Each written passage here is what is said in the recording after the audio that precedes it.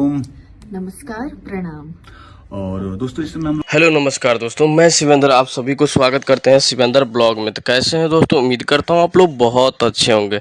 तो भाई लोग बता दूं कि वीडियो में बने रहेंगे तभी आप लोगों को सही जानकारी मिल पाएंगे। तो भाई लोग बता दूं कि अयाज खान जो था और मेगा सीरीज से बात हो रही थी कि भोजपुरी इंडस्ट्री में कैसा लगा आपको काम करके, और संघर्ष 2 भी आ रहा है उनके ही साथ। तो भाई लोग बता दूं खेसारी भैया का काफ़ी गजब का मूवी है संघर्ष 2, आप लोगों को दीपावली के शुभ अवसर पर देखने के लिए मिलेगा। तो भाई लोग बता दूं कि खेसारी भैया जो भी कुछ लाते हैं काफ़ी धमाका ही लेके आते हैं, और इस बार जो तहलका मचाया काफ़ी गजब का था, और गाना जो आया था डबल खिड़की काफ़ी गजब का लगा। और आप लोगों को कैसे लगे, काफ़ी बहुत सारा रील भी बना, काफ़ी मज़ेदार वीडियो भी था, और रानी एक्टर के साथ था ना, तो भाई लोग को बहुत अच्छा लगा।